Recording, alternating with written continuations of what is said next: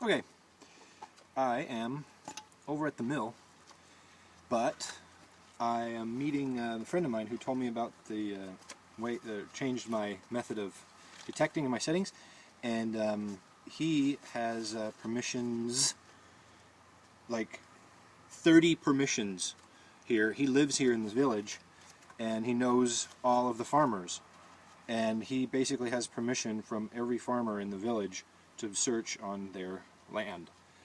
He's only covered maybe 6 permissions, and he just showed me the map of where he has permission, and we are going to go to a spot where we think there may have been a battle in the mid-1500s. There's a battle here on the west side of Ingolstadt, and it was between the Catholics and the Protestants. Who'd have figured? They'd never fight. And there was a camp, there was a cannoneers site, there was a large battle. They actually burned the neighboring village to the ground and on their way to Ingolstadt, but they never took Ingolstadt. Ingolstadt is the only city that did not succumb to the siege of the Swedes. The Swedes eventually withdrew. That's during the 30 Years' War. So Ingolstadt was so well defensed. Ingolstadt actually, they fired cannons at the Swedish encampment, and 2 cannonballs flew into the encampment, killed the horse that the commander was riding on. As he was riding on it, killed the horse from underneath him. Commander gets up, second cannonball comes in, and kills his first lieutenant. And the commander was like, rah! He was just mad, apparently. This is the legend, of course. That part is true. The horse part is true. The horse is here in the museum, stuffed. The Swedes withdrew shortly thereafter. The people from Ingolstadt went and got the horse, stuffed it, and it has been here for almost 500 years now. 470 years. This was during the 30 Years' War. No, wait. 15. I'm sorry, 15, 16, no. The 30 Years' War. 1700s. My fault. 300, almost 300 years old, not almost 500 years old.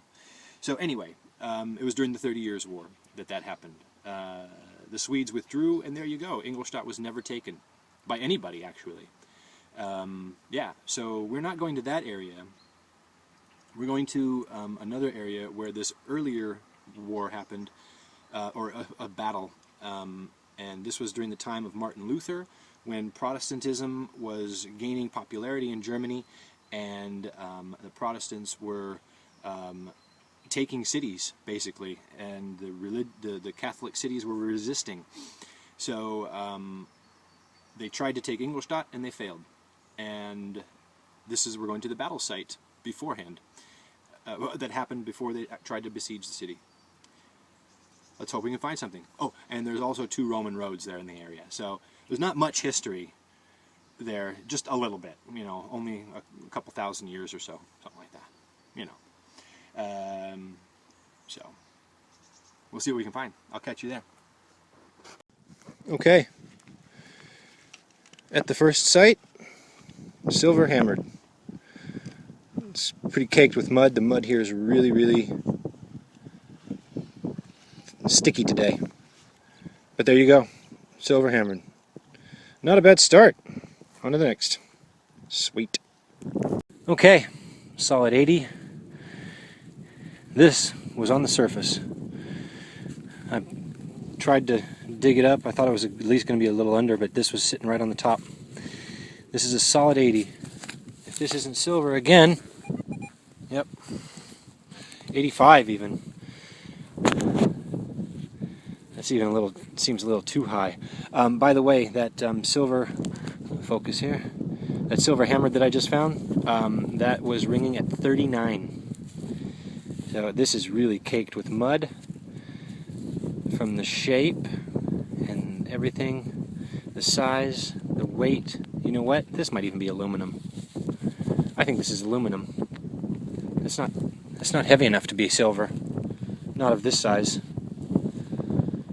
I think this is an aluminum something or other.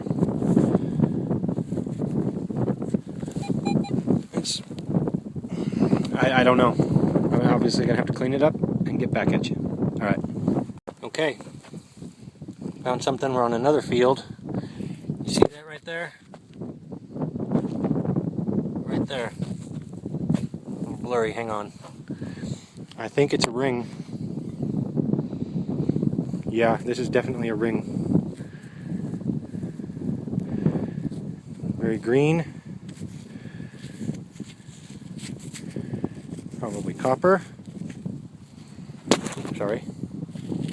Cool. Cool. Ringe. Ja, oh, Ring, ja. Kupfer. Aber sehr schön erhalten. Cool. That's cool. Alright, on to the next one. Okay, just found this. Got a pattern on it. Part of a bell. A friend has told me. Looks like there's an H on the top there. Anyway, cool. That's cool. On to the next one. My first button of the day.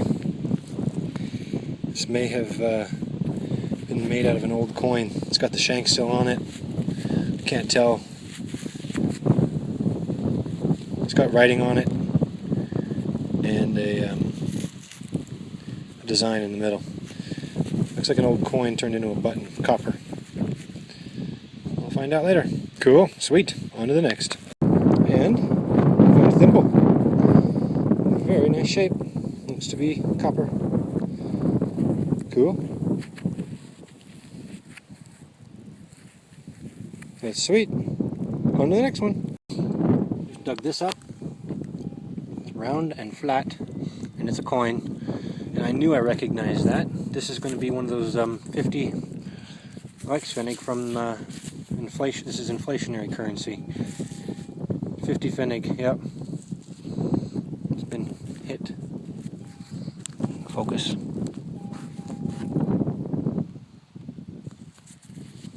There you go.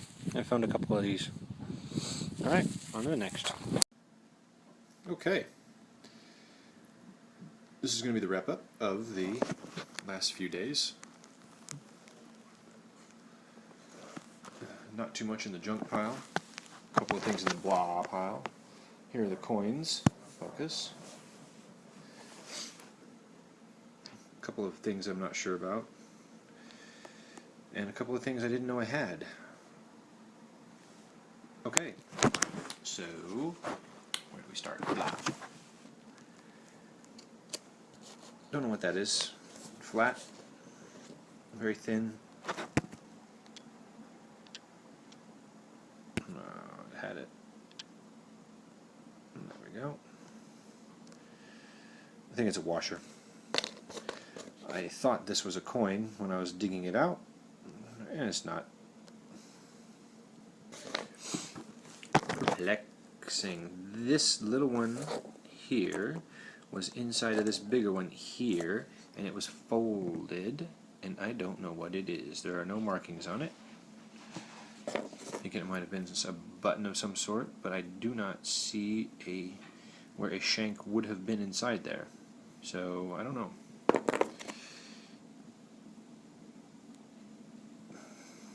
Don't know. This is that piece of the bell. I believe he said it was a bell. Interesting style. It's too bad it's all messed up, but it's a really, really beautiful pattern on there. H. I don't know. Here is the Jesus.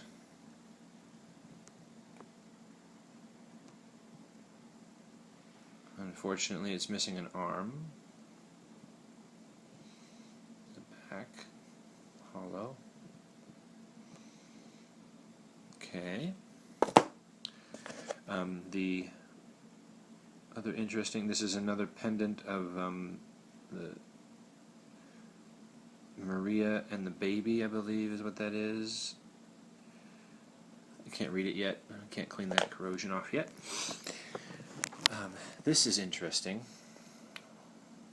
It's a metal bead of some sort with a square hole. I think it was cast. You can see a cast line. There you go. Cast line in the middle there. But I have no idea what this is. If anybody can tell me, I would be very appreciative. So, and I didn't film it because I thought it was just a piece of,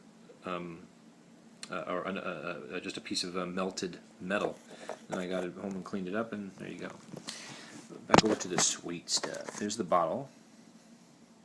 Really good condition.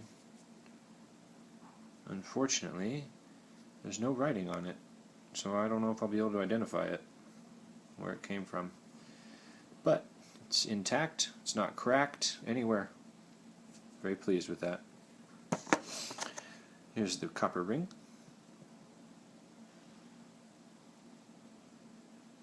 Hopefully I'll be able to get that dated and take it to the museum. Here's another one of these types of rings. I'd really like to know what these are for. The thimble. Apparently the ones without the cap predate the ones with the cap. So this is copper, I believe. If anybody can tell me, it might be bronze, I'm not sure. Anybody can tell me, I don't know anything about thimbles. How old this would be, I would be appreciative. I'll look it up also. My buttons, I love the buttons. All three buttons, all three with shanks. Copper button. Nothing on it. Another carousel button. Pretty good condition. It's not raised, it has been flattened there, as you can see. But the shank is still on it, and it's in very, very good shape. Good. And the coin button. I still can't read this. I've cleaned it up, and I still can't read it. So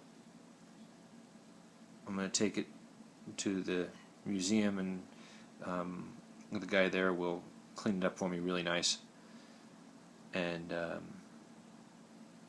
hopefully be able to get some information off of it. I love that. Love it, love it. The coins. Two wartime, World War II. Here's the 50 pfennig. This one is from 1920.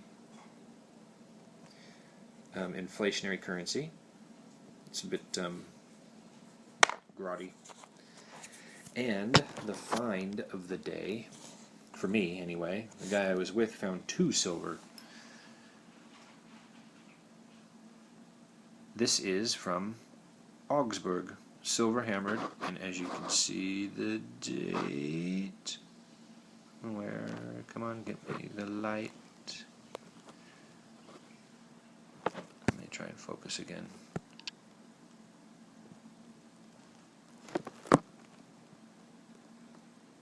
There it is.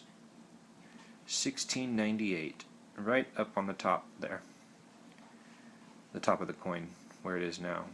That's not the top, but 1698. That's cool. From Augsburg. I believe this is from Augsburg. It's in very, very, very nice condition. You can see almost every little detail on there. Let me get the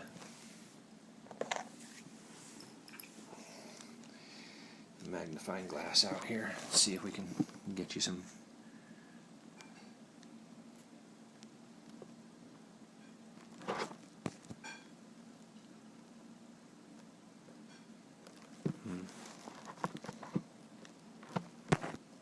focus. Come on.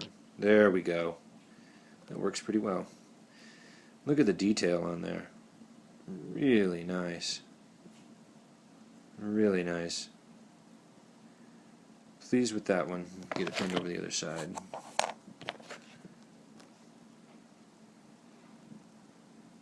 There we go.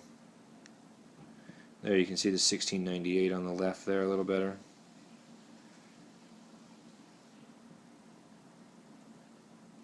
And I believe that cross in the middle there is the symbol, the big cross in the second circle. That's the that's from Augsburg. Looks like the English flag. Excellent. All right, that was fun. Really thankful for the other detectorist who has allowed me to come along on his permissions, while mine still have crops on them.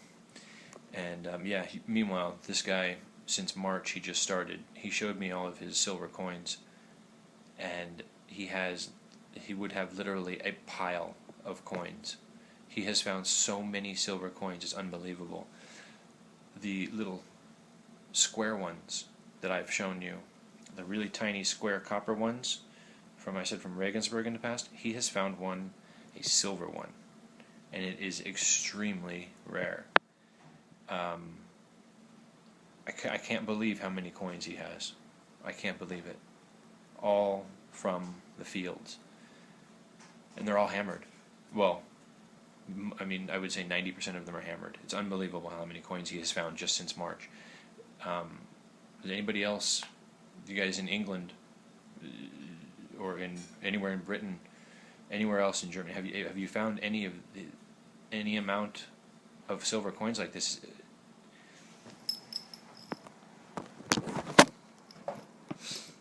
This is a half-liter mug. If he put all of his coins into this mug,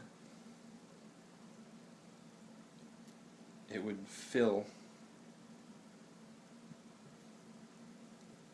probably right around half of silver hammered coins. Okay?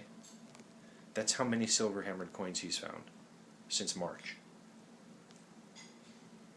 Shocking. Is this abnormal, or has anybody else had this experience? I'm very interested to find out. Anyway, hope you enjoyed. Catch you at the next one.